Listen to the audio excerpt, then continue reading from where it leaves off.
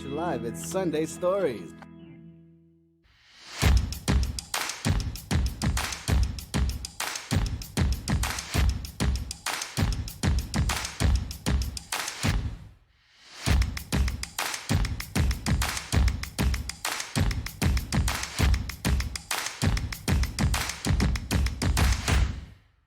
Hello friends, and welcome to the show. Hope you all had a great week with lots of opportunities. I don't know if you already know it, but you're listening to Sunday Stories podcast, where we cover ongoing headlines and meet interesting fucking guests. Today with me in the studio, I have a sport legend. He's one of Sweden's most successful women's handball coaches of all time, with several club and national team merits, including 4 World Cup goals. He has been the league captain for Romania with great success. He's now a very respected coach, which we will talk more about in this episode. Ladies and gentlemen, let me introduce today's co-host, Thomas Ride.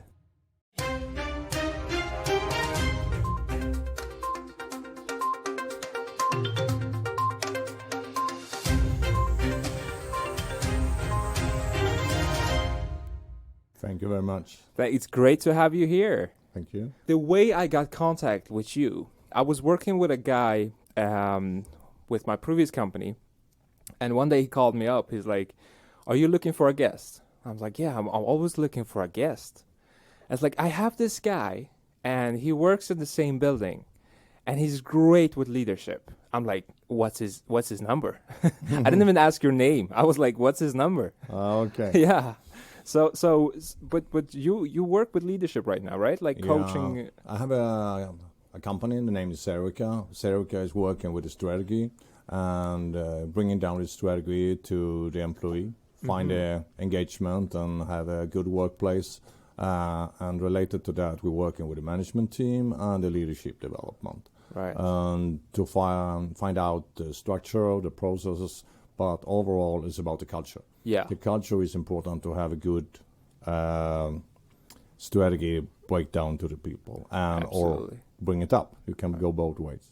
Definitely. But that's a hard job itself, because a culture is not built in weeks, right? It's built over decades. Or maybe a very quick one. Could you build a quick one? If you pay attention to the awareness about what culture is, how you bring it, and really figure out the responsibility from the people, and acting down to every single behaviors. Like say, good morning, thank you for a good day. That was a great job because blah, blah, blah. Give some feedback, and then suddenly you're there. But it's a responsibility question. Yeah, definitely. Like when I think of good cultures, I that's like deeply, embedded in the company brand. I think of Apple. I think of Google. Do you have any other companies that are very successful with their, a lot culture? Because I think when you see the Google, Apple, like that, the American one, it's related also to products, but maybe you don't know how it is in-house. Right. So I think there's a lot of good companies all over the world, and maybe you can measure that in the mind state. If you ask the people, how do you feel? And they say, no, I think it's a good place to work there. How is it? What's it about? And they say, I really don't know. Right. Then it's really good. So it's unawareness about it. So, but it's the leadership that is a responsibility for created in the family. It's the parents, from the parents to the kids, to how should we behave in a good way. Right, yeah. And also how the ethics is related to your thinking. This is a good way to behave, but you are behaving, and there should be some reward related to the behavior. You give the fish to the dolphin, and the dolphin will jump again. That's true. That's true. So in this case, our kids are the dolphins. Yeah, exactly. I think, and I was talking about it 2 weeks ago related to some feedback. When we teach our kids to cross the street, I think we are very precisely how to cross the street. We know it's very dangerous, and we have to teach them to do it in the right way. And suddenly, we are thinking on the workplace that people are competent and they know how to do it. Right. So when you hire people, they're new in the workplace, you have a bad onboarding process, and they don't understand how they figure out to work in that workplace. So sometimes we are not really precisely to helping people to figure out who you should be like. Yeah. But you have some leaders also say like that. You have a bad feeling in the stomach, then you know it's wrong. But you have to look in the mirror. Right. Because you are responsible for helping people to find a way. That's true. That's very true. I was speaking to Alexander Goga in the, I think 2 episodes by this. And he said that every time they recruited a new person to the team, he made sure to send out an email the day before that, you know, Thomas is joining the team and I would like someone to invite him for lunch. Yeah. And that they made sure that the boss never said, "Oh, I don't have time for you today. Can we talk tomorrow? But welcome to the team." You know, that's a great way to start. But I mean, there's plenty of companies that would say, "I don't have the time." No, right? It's that's a good one to open up on this spot. I don't have time. It's a defense mechanism. The right thing is I don't make this priority. Yeah. I have other things that's more important now. So you are not so important. Sorry. So that's a really bad message. Yeah, right. Great, man. And before we get into your life and the leadership and your legacy that you have created, I want to start out with the true or false. Yeah. Right? Are you ready? I try to be that. Let's just start the show.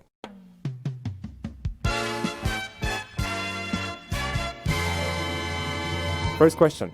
Prince Harry is taller than Prince William.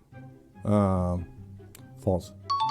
You're completely right. Prince William is 191 meters and Prince Harry is 186 meters.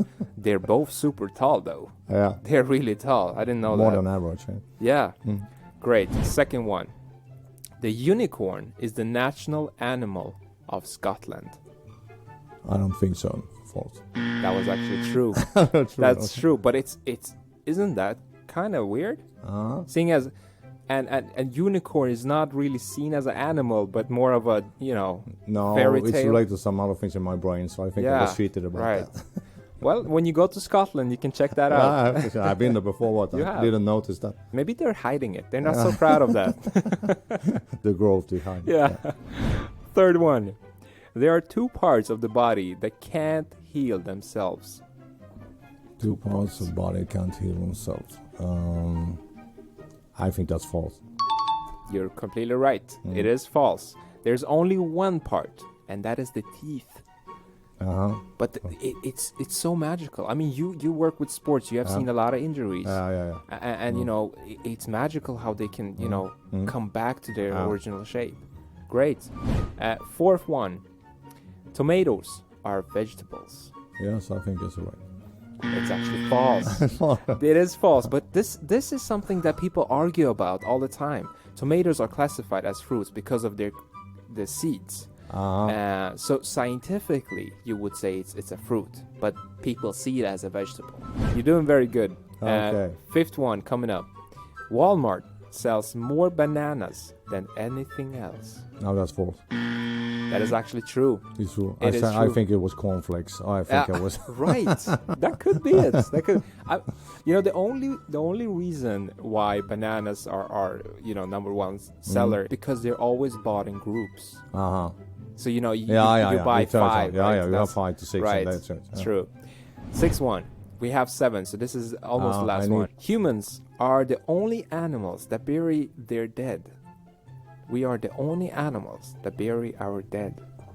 No. You are completely right. It is false. It's so insane that, you know, we have observed elephants. I think it was elephants in my mind immediately. Wow. It's very exciting. Wow, and I wonder how they do it. You know? Yeah. They don't have hands. They do what they do, but they can't even use it. There was a BBC program in Swedish television some weeks ago, which was named Serengeti. And you will follow some animals over some 10 programs. And that was a part of that elephants. And the way we treat them, man, the way we treat them is incredibly harsh. I mean, I did not have knowledge about elephants being so intelligent. You know, people always talk about the dolphins. Yeah. The last one. A large chunk of Iceland's population believes in elves. That could be true. It is true. Yeah. It is true. I mean, roughly half of Iceland believes in elves. And I don't know if you've seen it, but sometimes they have on the mountains, they have like small houses, you know, where they put something and they... Okay, right, I didn't know that. Right, and they ask for something in return. We don't believe in anything in Sweden. No, we believe in nothing. Right. Or everything. I don't know. Right. We are pending in two ways. It has been a very long time in this country without really, really hard times. Okay, we have some pandemic now, but before we are not in the World War I and II. But before 300-400 years ago, we have a lot of shit about that. But I think when you have this way of living over a long time, suddenly you pay attention to other things. Right. Yeah, definitely. Have you seen the Swedish airline company's commercial, SAS? They had a commercial that was, very controversial and got very much critique. And that Scandinavia, we bring back everything. Is that has to do with the things that we, everything is kind of borrowed here? The dishes that we have, the language that we have, the songs that we have? It's, I think it's more that we're living in the time we're living right now, and we need to open up things and be aware about ourselves and what kind of values we have in this country and be more humble to things. Yeah.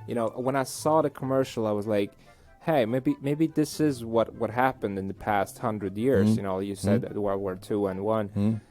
Pretty much, everybody just passing by were like, yeah, don't fuck with us. You can have anything you want in Sweden, but don't fuck with us. And then we just let them by. And that has created this democracy country. We always want to debate before we fight. And that's like pretty much Swedes, right? They don't want to fight you, but they would love to talk to you and try to persuade you, right? That's amazing.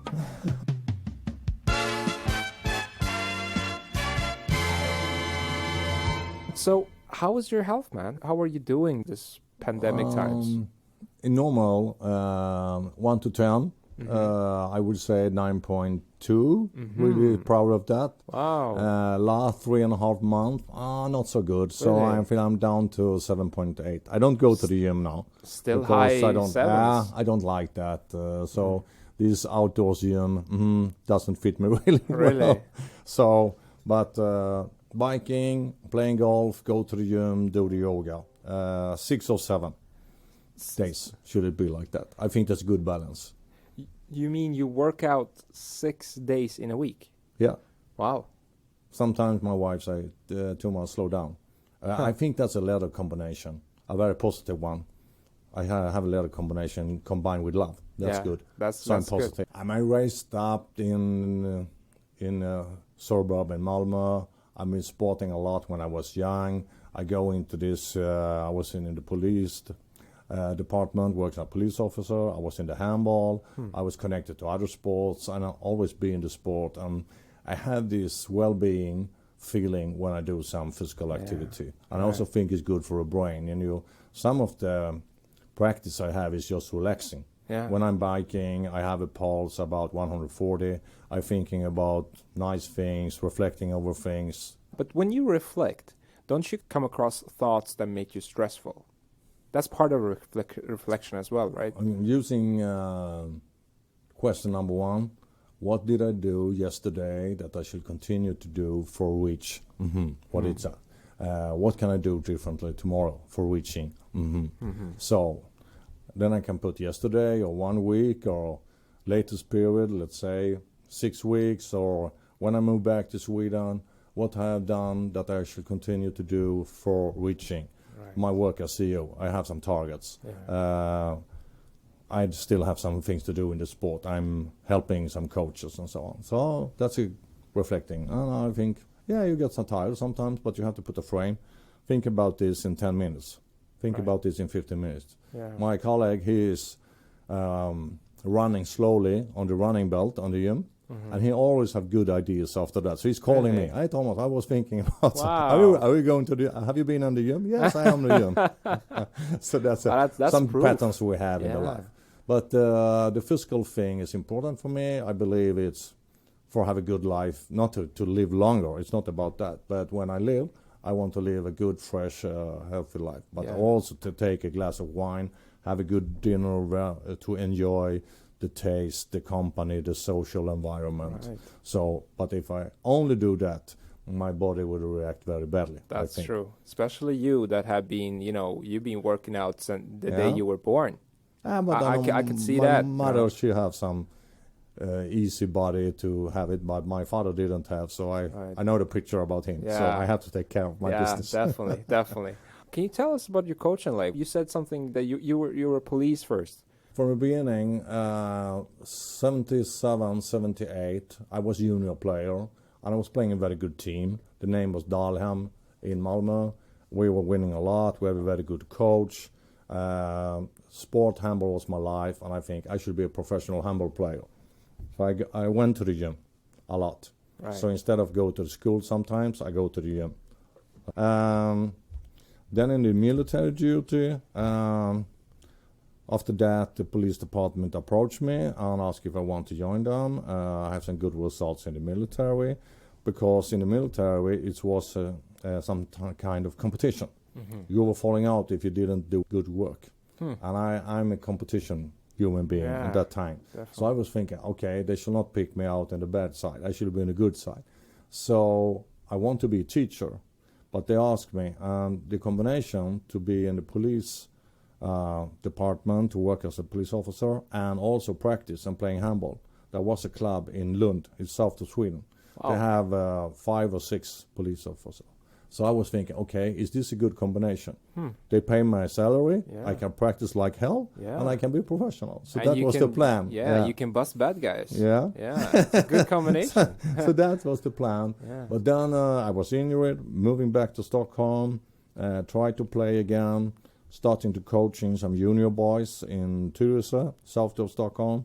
Then I have a question, 84, to be the head coach for the women team. And I took that challenge. I have them in 5 years, and suddenly things went very well in handball. I was picked from the federation to this gymnastic high school, and that was the teacher education in the same time. But in that moment, I took a decision I should be a professional handball coach. Right. So I went into that in the late 80s, and then I was a national coach of Sweden, 90 to 94. And then I started to speak about leadership and what I did. And I wasn't so aware about that, but I tried to just simplify, take it an easy way. People said to me, you have a very good culture in the team you have working up with. So it's turned in the middle of the 90s, 95, 97, 99. Then suddenly I was over to the business life. Wow. And then I went back to the handball. So business life and sports, and especially handball. But I also have some golf players, tennis players, taekwondo, some boxing. That's very interesting. So you, does it mean that a great coach, the master of the master, can that person coach in every sport if you give it time? Absolutely. It's human beings. They will have the same patterns. Doesn't matter if the business life or, I like to say like this. It's so funny. When we're working with people in Serica, they're saying like that, but it's a little bit easier in the sports world, because in the sports world you can pick out people and blah blah blah, change the team. They think it's like that. You cannot do that. When you're a national coach of Sweden or Romania, we know who's the best 22 players. Right. It's a group of, let's say, 18 to 28. Every coach will pick the same players. And you go to the sports life and say, it's a little bit easier in the business life because they're well paid, they're well educated. No, it's not like that. It's human beings. The patterns is very similar, and you have to divide. What is the mission? What kind of values? What is the level of the objectives, targets we have? If the level is too high, related to the feeling of the competence, people's falling out. Right. Is it too low? They don't feel the arousal, the tension for doing it. Yeah. So I think it's the same. So a good coach in any sport can be a coach in another sport. You don't go into the specific behavior, the technical skills. You leave that out about how they behave, how they feel. I think what I'm doing well, I was thinking about that last 3-4 years. I don't pay so much attention in the beginning about the performance. I can hear they're talking about the performance, but I pay attention to the self-esteem a little bit deeper, and I pay attention a lot to what they don't say, but I can hear what is behind and what's under the surface. Right. That's the most important thing to figure out. And the bad stories they have from before, and the bad stories is an anchor, a negative anchor. Exactly. And this anchor is still in the body and the mind, and they continue to grab when they go into the tough situations. So how would that be applied in the business world? It's the same. Right. People are feeling afraid for some situations. They're avoiding conflicts. They don't like a meeting. So when we ask them what happened in the meeting, there was some kind of speech in the meeting, some tone, some rapid chat. I don't like when it goes so quick, whatever. Right. That could be a color, that could be a smell. So you have some stimulants and you don't like it. Right. And suddenly there are some other things around you and you don't like the conditions. But the content, the item for the day, for the meeting was okay, but there is something around it. So it's the same patterns. How do we build up a continuous system in the company in that case so we can, pick up these things? Because, if we put this responsibility to our employees or, teammates, pretty much maybe someone one day will be afraid of telling you that, you said this to me, I didn't like it. Okay. But how do we build up a systematic approach? It's a balance, and it's a kind of respect between you and me. What level of openness do we need to have in this company for doing this kind of work? So my wife, for example, she's teacher. Now she's teaching kids with some special needs. And I asked him 3 days ago on the beach, do you think the level of openness is higher in that school you're working now than it was before? This was another school 5 years ago. And she was looking out over the sea and said, yes, I think. Why? Because we have some kids that can be kind of violent sometimes, and we can be a little bit afraid as teachers that situations will be a little bit dangerous. Yeah. So suddenly we know at the workplace, if I just looking into my Mac, I'm making some credits, notes, blah, blah, blah.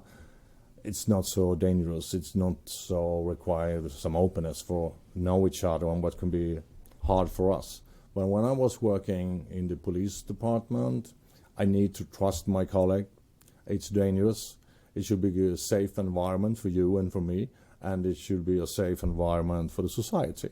But we know that shit can happen. Yeah. You have to make some agreement between you and me how open it should be and what we should talk about. But when we're coaching and learning to leaders today, they have to understand that people have these issues. We shall handle it in a very gentle, kind way.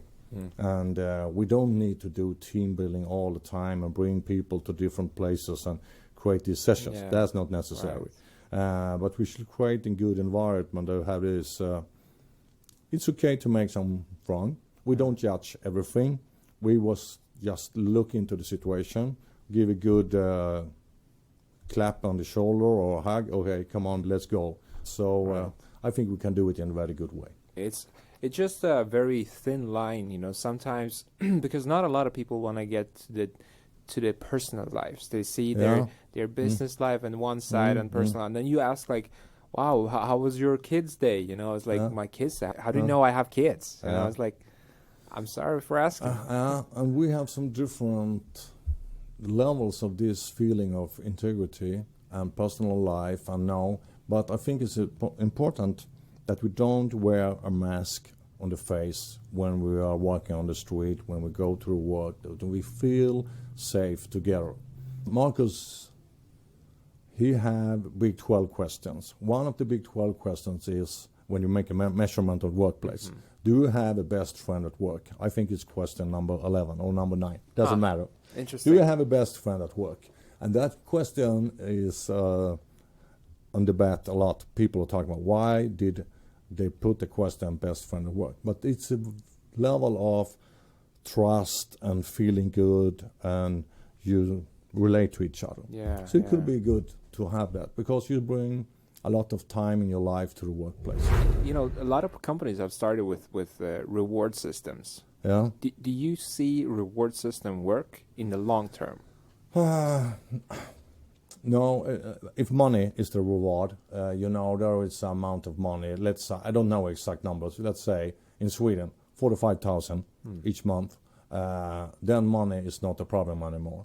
But when I work in Romania, for example, in handball, they don't have this high standards of the economical stable situation for people. So the external rewards is very important, and money is very important to create a better future. So that work for a certain level. But you know, when you start to rewarding people with money, you need to continue to do it all the way and all the time. And that's the next problem you have. So you need to reward people also in other ways. That could be just to feeling well, to have some new knowledge, to have some other working conditions, like so on. So not only money. Right. Everyone don't have the same driving forces. Yeah. For some people, money is not the important thing. Yeah. They have some other things. It's about knowledge, practical things, traditional things, how things look around you. Yeah, right. If the feel is dusty, dull, gray, they don't like it. Other things. Yeah. So do you think that we should customize reward system for each teammate? That's a cool one, if you can do like that. Right. But of course, ask them. What is important for you? How should this be the whole ecological system? Right. You do this for us, what can we do for you? How could it be like? So I think it's good to have some free option to also add something that I think is important for my life. Yeah, absolutely. It must be really hard in some industries, though. You know, like, for example, sales. Sales is such a competitive industry that you would not want to have your colleague feeling better than you, because that means that person is making more money than you are. So how would we motivate in sales? They have this stick of measurement. Yeah. Maybe we should do it another way. But I think these people also change workplace very often. They do. They do. No, but it's because the culture is around being the lonely wolf. Yeah. You know. Yeah. And it's very hard to have a team of salespeople working together. That's the hardest job. So. Or is that the highest level maybe you can reach? When you put these 8 people together and they are saying like this, what shall I say, metaphor? Okay, we are a SEAL team in war, and we are going into the very dangerous situation. We know the most important thing is that we protect and make a great service to each other. Otherwise, we will not survive. But we shall also do a great mission now. So 8 people go into a dangerous situation, and I think they are connected. Yeah. So if you have the same approach when we go, now we shall raise our sales in 6 months because we're working together. Right. And we trust each other and we're helping each other. So every day before 4 o'clock, we have to connect up. How have we cooperate today? Yeah. Scale 1 to 9. Give the numbers. I don't know. But maybe we can do it. That's a good one. That's a good one. Correct me if I'm wrong, but if we go, you know, coaching, it doesn't matter, a team or a company in a different country, don't we add another vertical to the word leadership? Yeah, you have to understand the culture. Right. There is this world value map. We can look into that. That's interesting. World company of that value help, map. yeah, okay. They're helping us in some way to understand. And one aspect is about the traditional or secularizations for the values, and the other is self-expression, to have that, or you're more defending yourself and you want to have the pride for yourself. Right. So Sweden is very high up in the right corner on this one. Then I go to Romania, it's another way to behave, and they have another story. This is a really hard thing in life, you know. I was studying a lot and I was asking people about this. Okay, what have been happening in the last 200 years? what happened from Ceausescu time and forward and afterwards. And that make a lot of influence how the players and how the people behave. I really like to be in Romania. A lot of nice people, and they're very helpful and so also. But the older people that is raised up in this old communist system, when now it make Romania a free country, they grab the marshmallow on the table. Right. They are greedy.